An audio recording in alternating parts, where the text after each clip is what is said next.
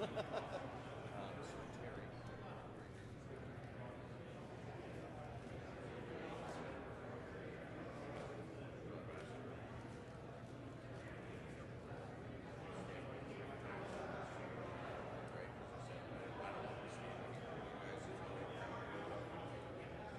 looking at 20 minutes. Maybe 20 minutes. Whenever you're ready. 20 minutes. 20,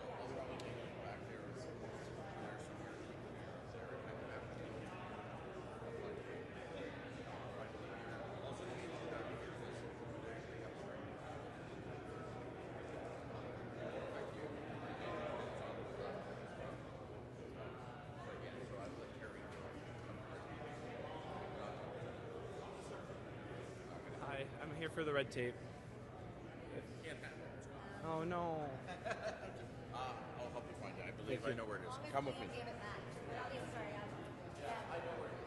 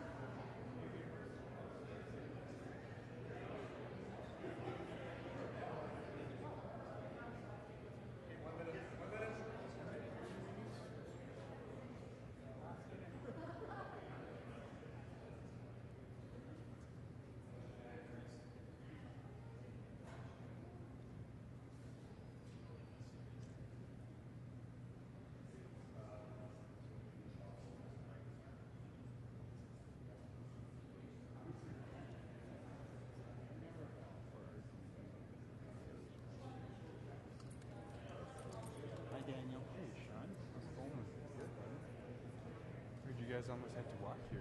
Yeah, we jumped in and Uber.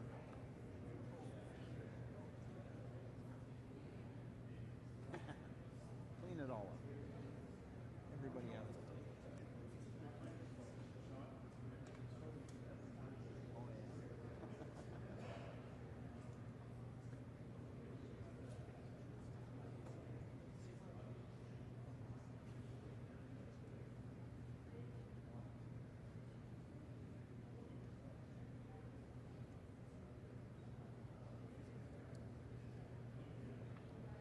guess we better not talk. God forbid we have fun. It's right.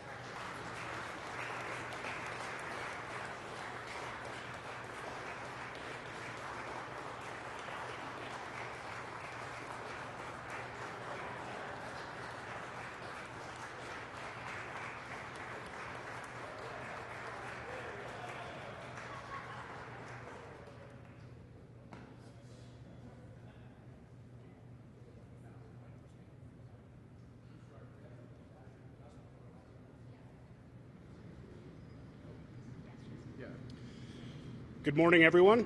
My name is Jay Smart, and I'm the business manager of Ironworkers Local 725.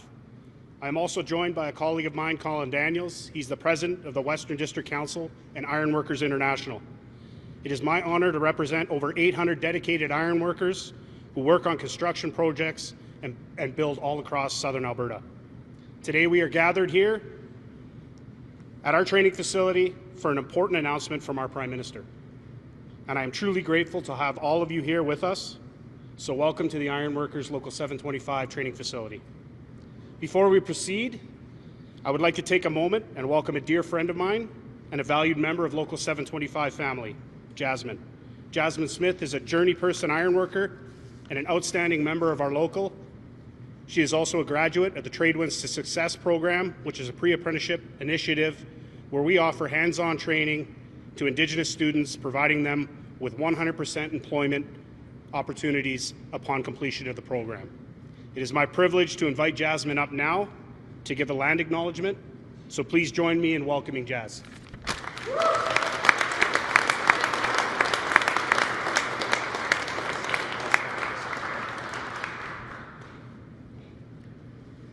Okay, nisto aniok misimahko inimak. Nina anesta suutena. Nexista anesta sohkopinak. Nachsa anesta misimahko inimak. Nito muhtoto pigani. Hello, my name is Jasmine Smith. My Blackfoot name was given to me by my late grandmother, Misimachgoinimak, which means longtime old holy pipe woman. I'm a part of Siksikates Tabi.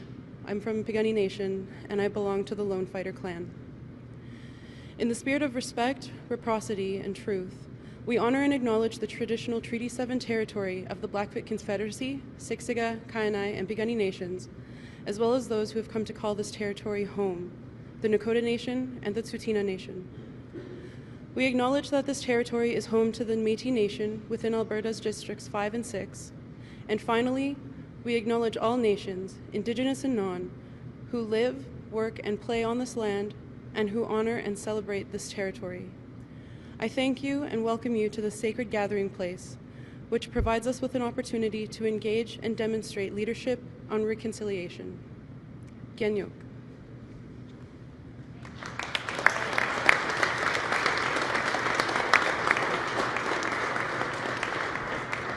Thank you for that, Jasmine.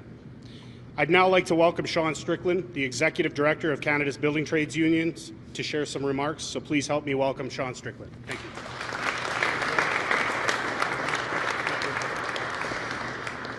Good morning. It's an honor to be standing alongside my brothers and sisters and to be here for today's announcement from Prime Minister Mark Carney.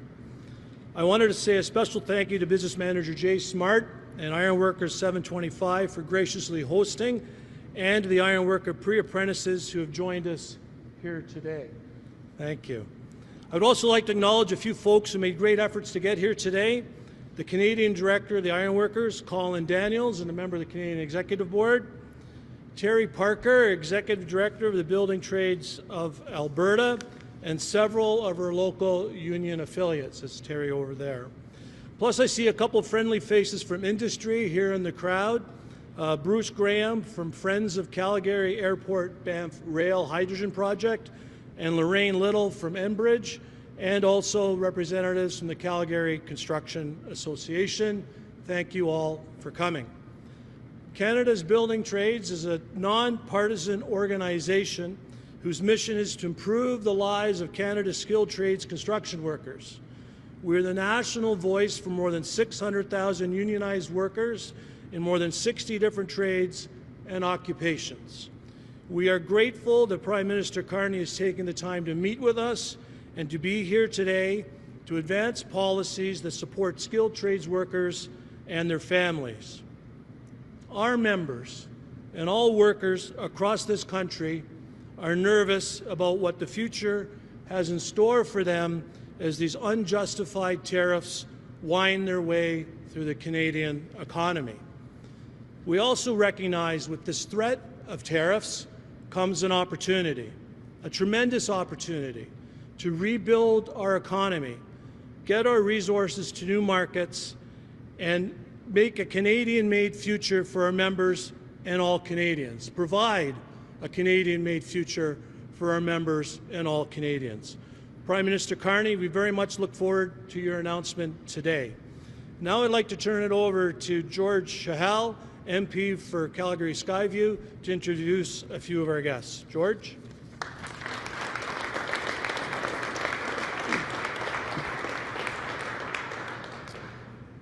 Thank you, Sean, for the kind introduction, and good morning, everyone. And thank you, Jasmine, for starting us off in such a positive way. And at a few minutes with Jasmine, she shared her inspiring story with me. Thank you. I'm George Chahal. I'm your candidate for Calgary McKnight, and it's great to be here where I've been born and raised here in East Calgary. I had an opportunity for a number of years to have my boots on and work in the construction industry. Thank you to the union leadership for hosting us this morning from all over Western Canada and the work you do in building our city and country and representing hardworking Canadians every day. Thank you to Local 725, the iron workers, for hosting us here this morning. And now I would like to introduce a champion for Canadian workers, the leader of the Liberal Party of Canada and our Prime Minister, Mark Carney.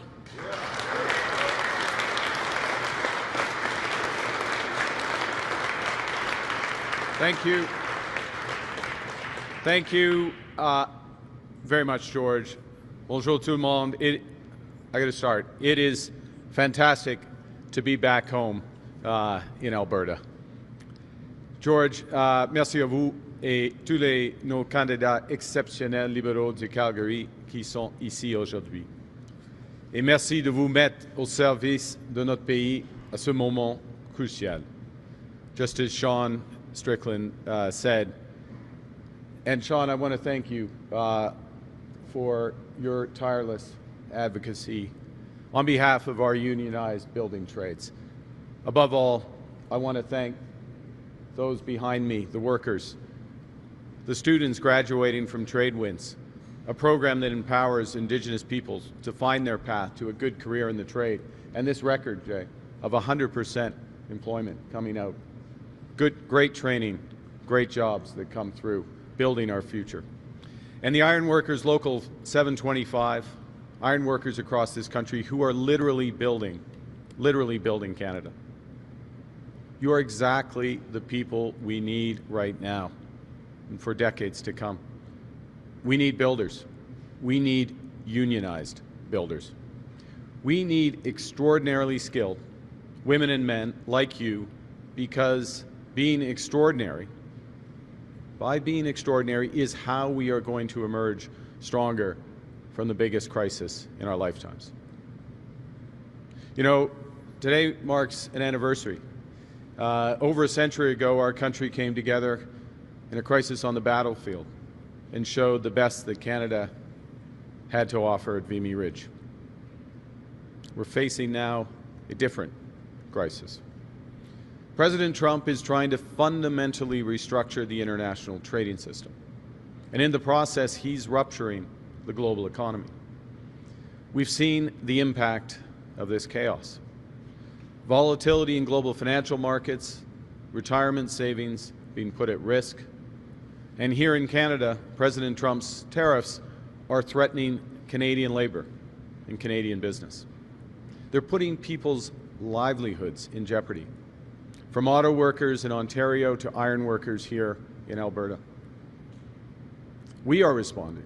We are responding with purpose and with force, because we are masters in our own home. Nous sommes maîtres chez nous. Nous contrôlons notre destin économique. Nous allons tracer notre propre voie. Nous choisissons de nous battre, de protéger et de bâtir. Nous allons nous battre contre ces tarifs jusqu'à qu'ils soient annulés. Dès minuit, nos contre-tarifs en réponse aux tarifs du président Trump sur notre industrie automobile prendront effet. Ça représente des tarifs de 25% sur tous les véhicules américains qui ne sont pas conformés à notre accord de libre-échange nord-américain. Nous allons protéger nos travailleurs, nos entreprises pendant cette période difficile. We'll fight, we'll protect, but above all, we will build a new Canadian economy. We will build Canada strong. Now, since becoming your Prime Minister, I've chosen to continue to speak plainly. And the truth is, we haven't been thinking, as a country, we haven't been thinking or acting big enough. As a nation, we've played it too safe by relying too much on the United States. It's time now to realize Canada's full potential. And to speak plainly again, Canadian, especially Albertan energy workers, deserve recognition, more recognition, for the long hours they work living far from home to power our country, to keep us warm and safe. And I want to say thank you on behalf of a grateful nation. You are an integral part of Team Canada. You make Canada strong.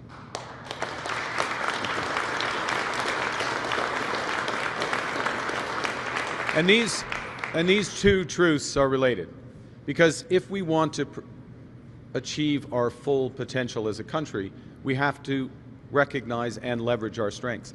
We have to recognize that we have the best workers in the world. the iron workers, the builders, the 700,000 energy workers here in Alberta across the country. Recognize as well that we are home to an abundance of conventional, that means oil and gas, conventional and clean energy resources. Recognize that Canada has everything we need to realize an amazing potential. My government, my Liberal government, recognizes this. And if elected, we will act on it. Because under my leadership, it's time to build big time. Today, I'm announcing a comprehensive new approach to make Canada the world's leading energy superpower. And it's an approach that is defined by three objectives. Energy security, first. This means using Canadian energy to displace imported energy, including energy imported from the United States. Secondly, trade diversification, to widen our partners, and again, to reduce our reliance on the U.S. And thirdly, long-term competitiveness. To build the strongest economy in the G7, we need to develop both clean energy and the lowest carbon conventional energy. Aujourd'hui, j'annonce une nouvelle approche qui va faire du Canada une superpuissance énergétique. Cette stratégie sera définie par trois objectifs. Premièrement, la sécurité énergétique, c'est-à-dire d'utiliser l'énergie canadienne pour remplacer les importations, notamment celles venant des États-Unis. Deuxièmement, la diversification des marchés afin de réduire notre dépendance aux États-Unis. Et finalement, la compétitivité à long terme. Pour bâtir l'économie la plus forte du G7, nous devons développer chacun des énergies propres et l'énergie traditionnelle la moins polluante possible. Our approach starts at the beginning of the clean energy supply chain by catalyzing investment in critical metals and minerals. Nickel, lithium, copper, cobalt, manganese, many, many more. We in Canada have the vital components of the clean energy revolution. And this in a world that's currently dominated by China. Today I'm announcing a new Liberal government will create the first and last mile fund that will connect critical mineral extraction projects to our supply chains to get them to market. In other words, from rock to road and rail. Getting these projects built faster while creating good, higher paying jobs in the trades. Catalyzing the exploration, development, and use of these minerals. To do that, we will introduce and reinforce a series of tax measures. Nous allons bonifier le crédit d'impôt à l'investissement pour la fabrication de technologies propres pour inclure un plus grand nombre de projets et de minéraux critiques. En élargissant la portée du crédit d'impôt pour l'exploration de minéraux critiques pour inclure matériaux nécessaires pour les technologies liées à la défense, aux semi-conducteurs, à l'énergie et aux technologies vertes.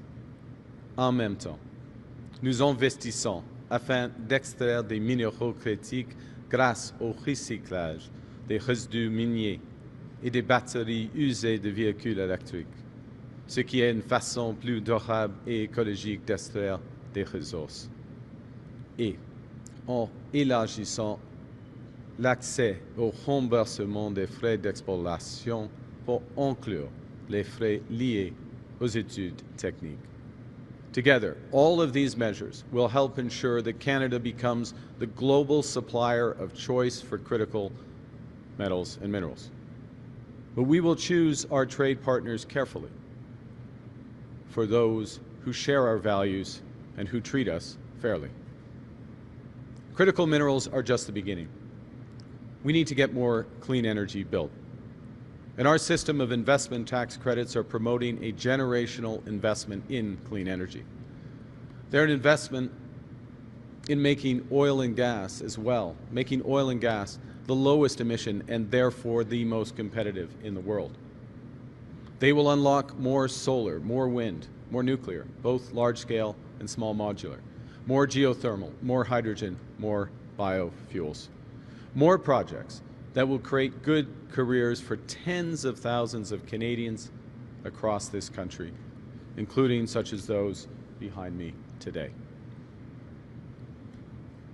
To be an energy superpower, we also need to get more conventional energy built, with a focus on making it as clean as possible, because we can't lose sight of our responsibility to address climate change.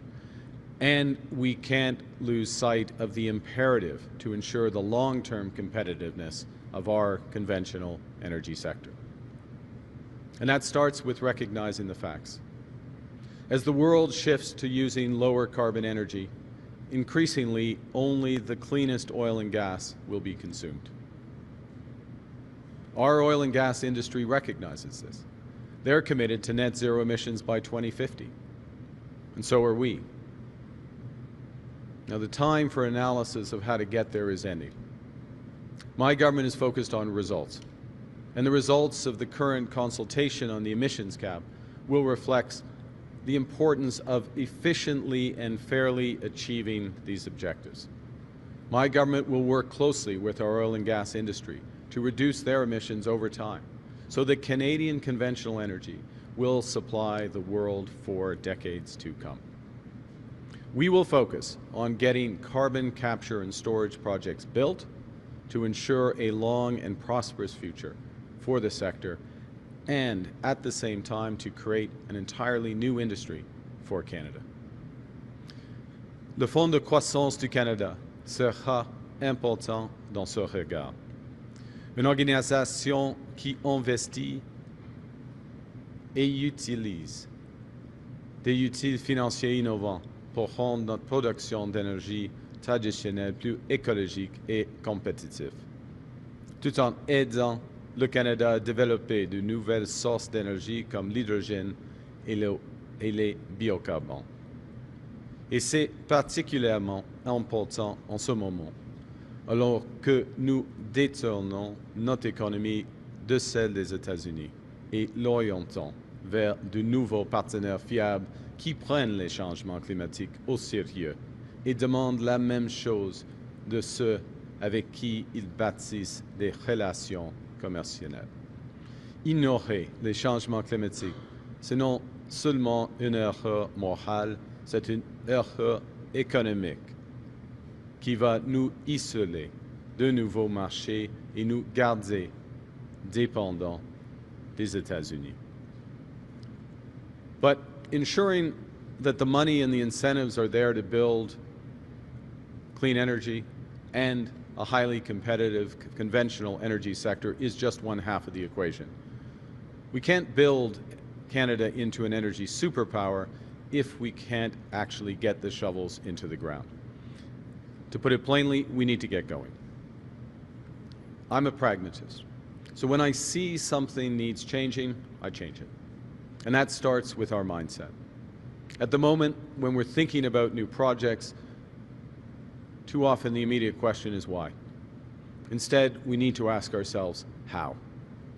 How do we get it done? How can we build things in our country? I believe in Canada. I know we can do big things, and I know it's time to build. And that's why my Liberal government will establish a major federal project office with a clear mandate. Issue a decision after a single review on a project within 2 years instead of 5.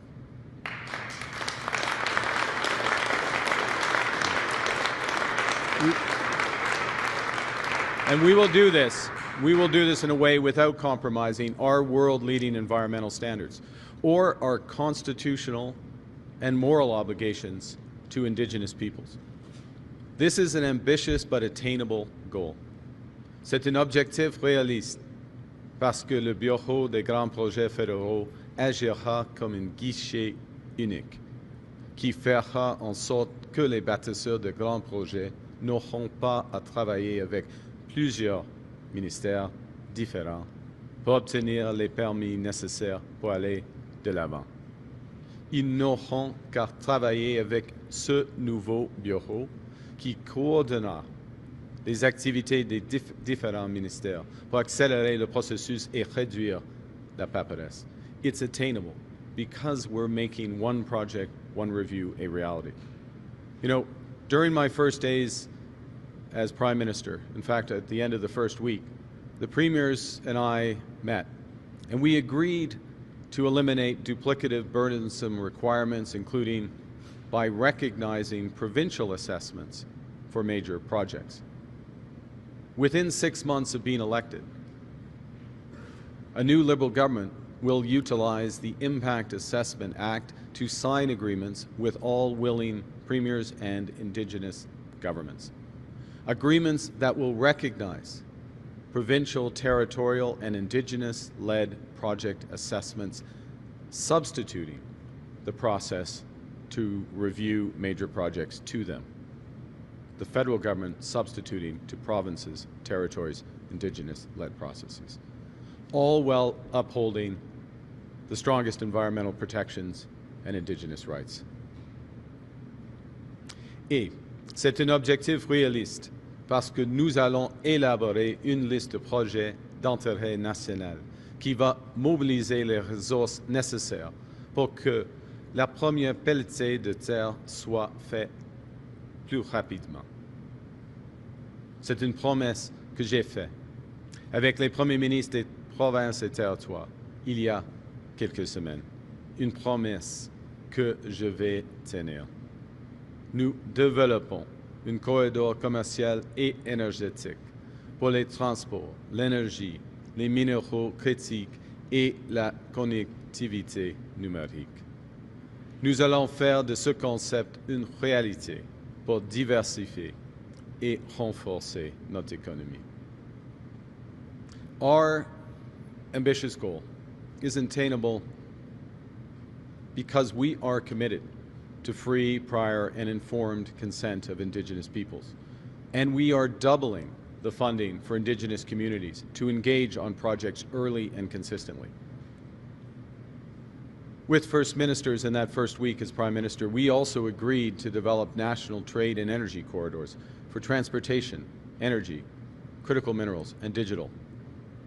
We're ready to turn that concept into a reality to diversify and strengthen our economy, including our commitment made in Montreal 2 weeks ago, our commitment to a $5 billion trade diversification corridor fund.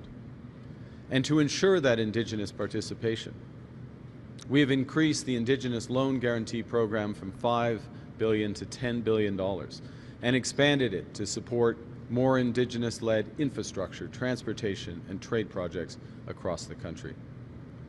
We'll make it easier for more Indigenous communities to become owners of major projects and equal partners in building Canada strong. In summary, a new Liberal government will develop Canadian resources and produce Canadian electricity and energy to power Canadian homes and businesses, all using Canadian labor, union labor, and all in partnership with Indigenous peoples.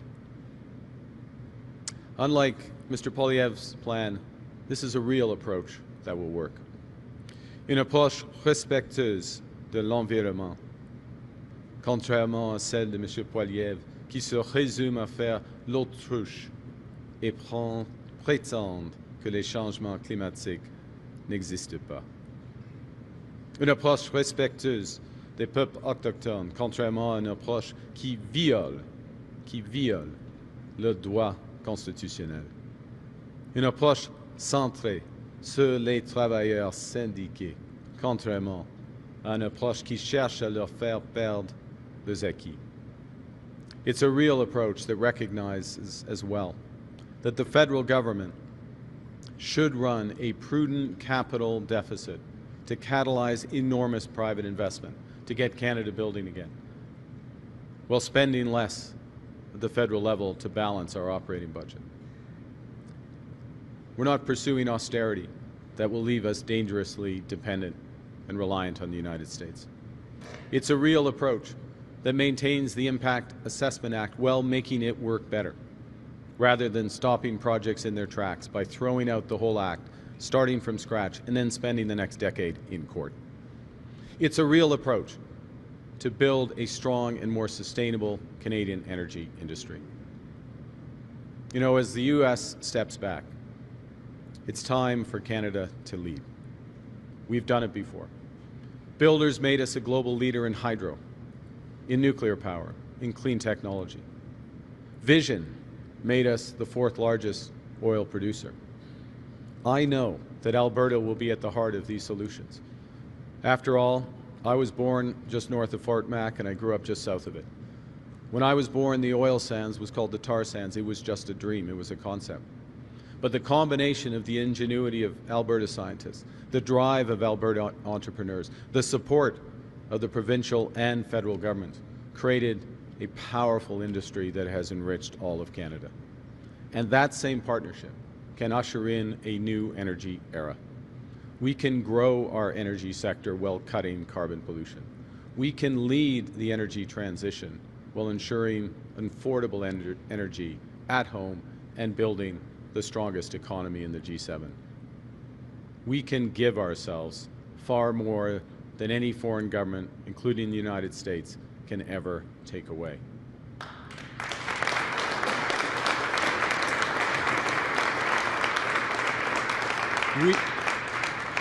We will build this country again. We will make Canada into an energy superpower. We will build Canada strong. Thank you very much. And merci beaucoup. And I look forward to your questions. Thank you, Prime Minister. Merci, Monsieur le Premier ministre. We'll now take 15 minutes from the delegation, followed by local media. Let's start with the delegation. Dylan. Dylan Robertson with the Canadian Press. Okay. Sorry, thank you, Dylan. Dylan Robertson with the Canadian Press. Mr. Carney, your platform hasn't said anything about LGBTQ Canadians. We're here in Alberta where the province wants to restrict health care for transgender people, and they want the Canada Health Act to defend their access to gender-affirming care. Would you do that? And what is your party going to do about the backsliding that we're seeing for gender and sexual minorities? You know, thank you for the question, Dylan. Let me start at a fundamental point, which is, you know, our Canada is a mosaic. We are all Canadians, but we all have different identities and distinctions. And one of the great strengths of this country is recognizing that people can be who they are, they can love who they love, they can live where they want to live. And it's fundamentally important that the federal government is the defender of those rights, defender of the Charter of Rights and Freedoms. And access to health care in Canada is not a business, it is a fundamental right, and we will defend it. For all Canadians without exception. Follow up. Mr. Carney, would you cut foreign aid from the current ODA and financing levels? And what is your broader vision for Canada when it comes to global development? Okay, so the short answer is no. My government will not cut foreign aid, and we will be releasing our platform soon, so you can see that. That is a direct contrast to Mr. Poilievre, who will not just cut foreign aid, but taking his cue from the Americans, he will eliminate foreign aid. He will eliminate foreign aid to those most affected around the world, most punished around the world. He'll eliminate foreign aid by extension to the Middle East, to Ukraine as well. And he will use the money for other purposes, presumably for tax cuts, which is normally what he does when he cuts programs. Our vision is that this is a time for Canada to lead. Canada to lead in developing a new system of trade, Canada to lead in developing our rightful place as an energy superpower, and Canada to lead in ensuring that we play a role that Canada always has, which is to be generous and to be effective in our support of those who are most vulnerable around the world. Thank you. Bonjour, Monsieur Carney. Michel Sabat, la presse canadienne. Accepteriez-vous que ce soit la Charte de la langue française qui s'applique au Québec plutôt que la loi sur les langues officielles, de sorte à ce qu'il n'y ait qu'un seul régime linguistique cohérent comme le demande le Bloc québécois? Merci pour votre question. Je veux noter que le Bloc a voté pour la loi il y a une année, 18 mois, je crois, mais à peu près 18 mois, dans un sens unanime. Apparemment, ils ont changé ou essayé de changer leur opinion, mais la loi protège la langue française, renforce la langue française au Québec et à travers le pays. Moi, j'ai grandi, comme vous le savez, à Edmonton, et il y a plusieurs villes francophones autour d'Edmonton, Bonnyville, Saint-Paul et les autres. Et c'est important de protéger les langues minoritaires à travers le Canada. Mais en ce qui concerne la langue française au Québec, je sais que la langue française est en déclin et il faut le promouvoir, il faut le renforcer et il faut le protéger. Et on peut le faire avec la situation actuelle à ce moment. À vous. Pourquoi refusez-vous d'accorder au Québec davantage de pouvoir dans la nomination des juges comme le réclame le gouvernement de François Legault? Alors, je suis toujours ouvert d'avoir des discussions avec le gouvernement du Québec. N'importe quel sujet, je n'avais pas reçu à ce moment-ci une demande de M. Legault en ce qui concerne ça. Mais la situation actuelle est comme ça. Il y a une représentante du Québec au sein de tous les comités de nomination pour les juges désignés au sein qui évaluent les candidats. Et tous les membres des comités sont des Québécois, elle et lui-même. Alors, nous avons, et il y a un point fondamental, il faut avoir un système judiciaire indépendant. Ça c'est le point fondamental. Alors, nous avons un système avec la participation du Québec et surtout des Québécois. Ça fonctionne, mais je suis ouvert à des conversations si je vais recevoir une demande du Premier ministre. Madame. Next question. Judah Melise, the Globe and Mail. You've spent years emphasizing how climate change threatens to disrupt economies and advocating for net zero policies and advocating also for the carbon price. So far in your campaign, you've really emphasized the need to increase production of conventional energy, and you have committed to removing the carbon price. So my question to you is, you've been talking about being a pragmatist. Does being a pragmatist mean walking back on your values? It doesn't, and thank you for your question. We're in a situation where, and I mentioned in my remarks, but you've given me a chance to reinforce this, which there is two things happening at the same time. One is there is an energy transition towards lower carbon energy that is underway around the world. I'll give you one example. Last year, 90% of the energy investment, the power investment in the world, was clean energy, 90% around the world. That tells you where the trajectory is. But of course, it's different from where the world is in terms of consumption of oil and gas, conventional energy.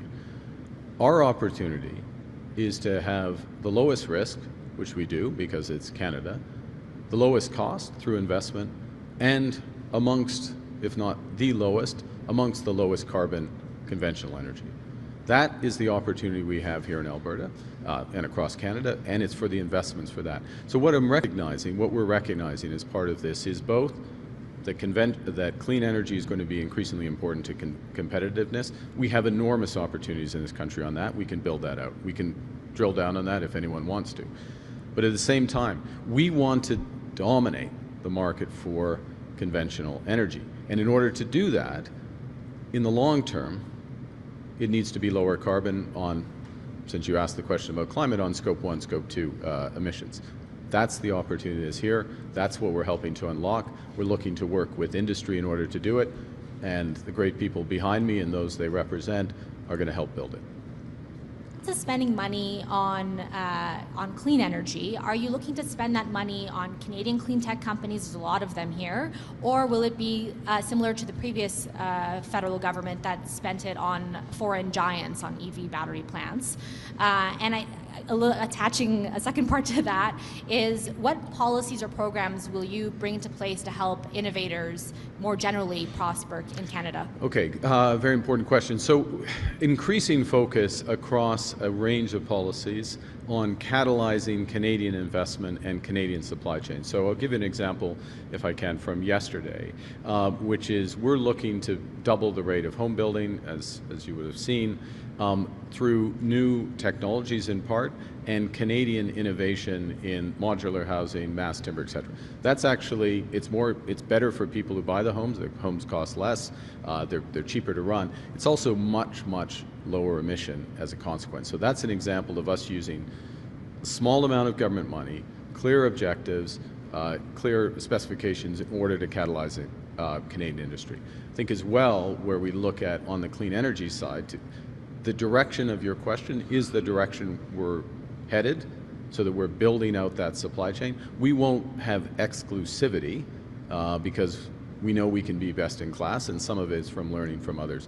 But it's building back through, and that's part of the reason why I spent an important amount of time on where we're going on critical metals and minerals, how we get that to market, how we build out the supply chains. And last point, if I may, it does relate to the geopolitical situation, because we as a country need to think very clearly about who are our partners for this emerging industry. We are going to be one of the leaders in this industry.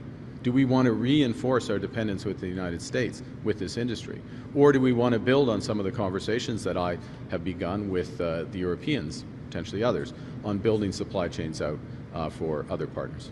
Merci. Prochaine question. Bonjour, Monsieur Carney. Bonjour. Christian Noël de Radio-Canada.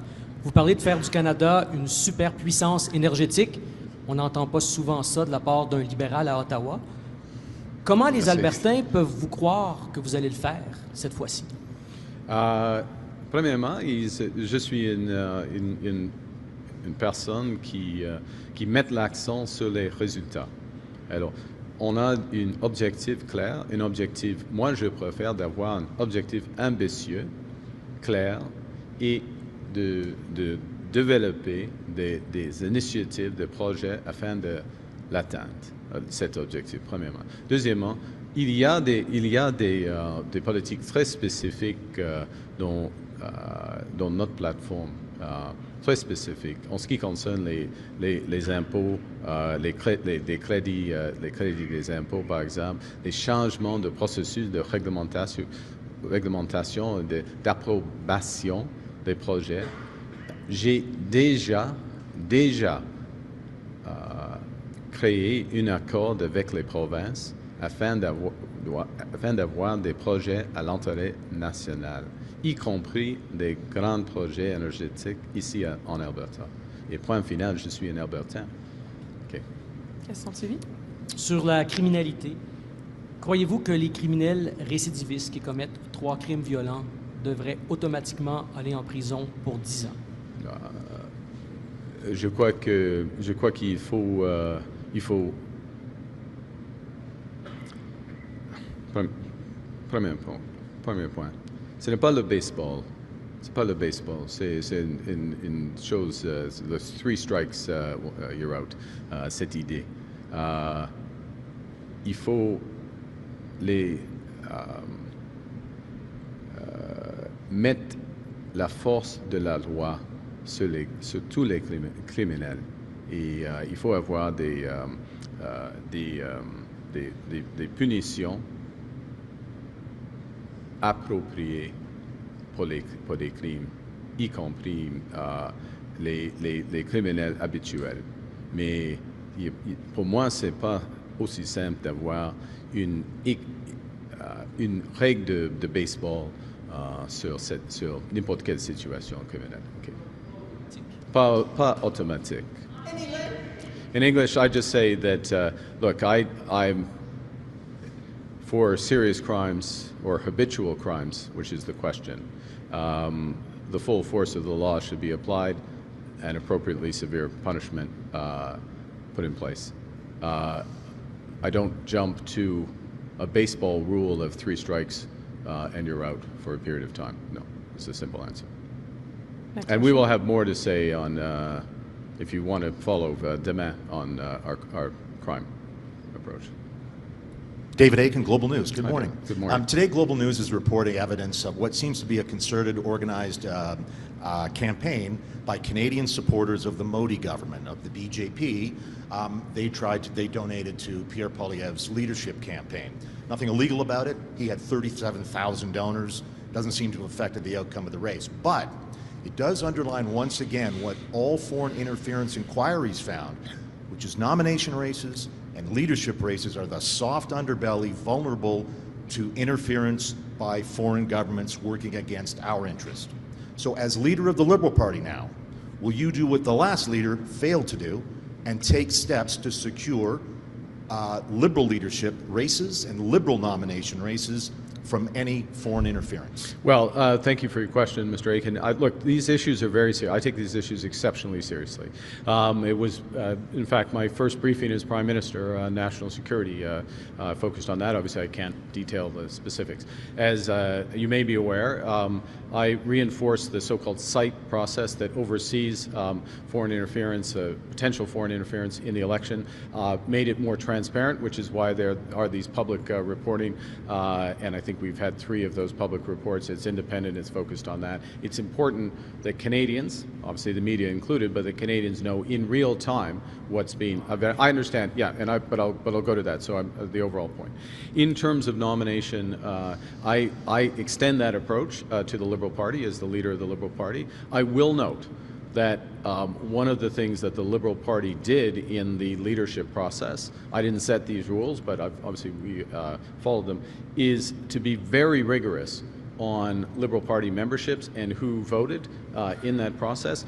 It meant, in reality, it was quite difficult to vote for some people in that process. Fewer people would have voted than otherwise would have happened, but that was a price in that case worth paying to ensure that there was a rigorous process, limit foreign interference efforts to interfere with that process, and the integrity of that process stands up well. So yes, we will look at additional measures and learnings to strengthen this so that Canadians can have absolute confidence. I would say, if I may, though, just you're asking a specific question, you have a follow-up.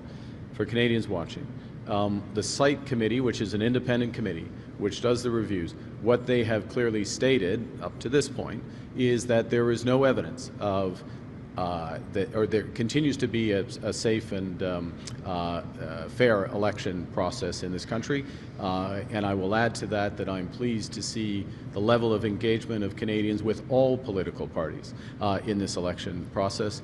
This is the most consequential election of our lifetime. Canadians are getting engaged, and I welcome that. We'll do a last question to the delegation before local media. Yeah, last night at the rally, there was a protester who, it was hard to hear, I believe said, there's a genocide in Gaza. One of the first protester that interrupted your speech said, there's a genocide in Gaza. And I believe your response was, I'm aware, that's why there's an arms embargo. So I just wanted to clarify what you heard. If you said, I'm aware, what were you being aware of? Are you conceding it's a genocide in Gaza? I didn't hear that. Actually, I didn't hear that word. As you were there, I guess, and yeah. So it's noisy. There's you get if you're up there, you hear snippets of what people say, and I heard Gaza and that, and my point was I'm aware of the situation in Gaza, and Canada does, as you know, and it's a matter of public record. We do have restrictions since probably January of 2024 on arms exports or permits for arms exports to Israel, with the sole exception of the Iron Dome, which protects them more broadly. So look, didn't hear. I was stating a fact in terms of the arms restrictions. Thank you. Over. La question est, concerne une situation actuelle hier soir dans l'événement, et j'ai entendu le mot Gaza, mais pas l'autre mot, et j'ai répondu avec l'observation. Oui, je connais, je sais la situation horrible à Gaza et à travers le Moyen-Orient, et c'est une des raisons pour laquelle nous avons des restrictions sur les exportations des armes à Israël, avec l'exception importante pour le dôme de fer, cette méthode de protéger Israël contre les missiles. OK, merci. Over to local media. Welcome to Calgary. Thank you. Rick Bell from Post Media. I'm going to ask you a question a lot about, well, it's a two-part question. It's one question with two parts. Okay. I got my pen out. Number one is it's easy. Number one is Premier Smith presented you with a set of demands. I think there were 9. A lot of them have to do with the energy sector, the emissions cap, Bill C-69, tanker ban, and on we go. When are we going to get a response from you on what, how you're going to react to that, part one? Okay. And part two, in front of all these people from Alberta, you talk about fast-tracking, nation-building projects. Yep. And can you give a commitment to us that you will do everything in your power to get new oil and gas pipelines and new LNG projects included? A real commitment. Okay, here. so first off, Rick, thank you for your question. It is great to be back in Alberta. Hey, I'm from Alberta. You don't need to tell me what Alberta's like. I'm from Alberta. I know this province. Tons of friends here. I got family here. I've known here. I grew it up here. I know. I'll be direct. I'm focused on results. I'm focused on specific projects. I'm focused, and I'm putting in place, as Prime Minister, put in place a process that was very clear. We're going to identify projects of national interest. Any major energy project, virtually any major energy project that comes from this great province, is going to pass the boundaries of other provinces, is going to be built on Aboriginal lands. They will need the consent and the support of other provinces, of les peuples autochtones, Aboriginal people. The federal government has a role to play here in several respects that I have put in place. I've been Prime Minister for 3.5 weeks, and this is what, because I'm from Alberta, I'm direct and I do things, okay, Rick? And what have I put in place? I put in place not just a commitment, I got an agreement with Premier Smith and every other provincial and territorial premier in my first week to build energy corridors that run to the national interest, to fast-track those. To make that tangible, what I have done in the subsequent 2.5 weeks is put in place one project, one review at a federal level.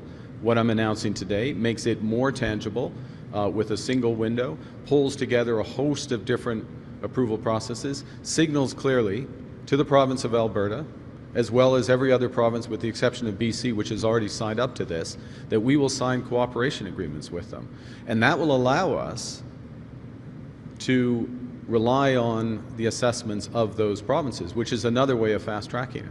So I'm focused on getting things done in conventional as well as clean. I've got an agreement.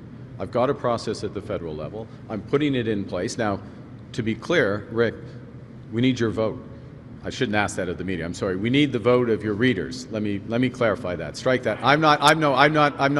Strike that. We need the vote of your readers. We need to get some of the Liberal candidates, all the Liberal candidates elected, as many as possible, so we can put this into place. Because if I make one last point, I know you said it was easy. The Smith demands, they wrapped up into, I'm going to spend my time writing letters back and forth. I'm going to put in place things that work. Things that work. That's what we're focused on. And I'll make a final point, which is we are going to move forward as a country when we come together, federal, provincial, industry, labor, First Nations. That's how we're going to move together. And I think that we have the ability as a Liberal government in order to bring together all Canadians to get things done. Thank you. We'll have time for one last question.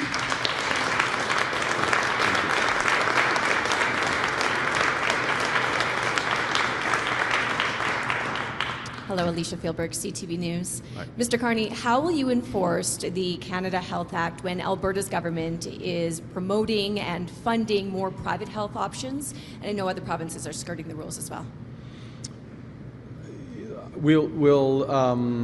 First off, I'm a believer in working with provinces. I'm a believer, again, I'm going to go back, broken record, but believer in results, getting results for Canadians. Obviously, we will work to ensure that all Albertans' rights, Canadians' rights, are fully respected in that. So in a pragmatic way and a direct way, again, by working with the province in order to make sure that happens. Thank you. Thank you. This puts an end to our press conference. C'est ce qui m'a fait à notre conférence de presse. Merci. Merci. Okay.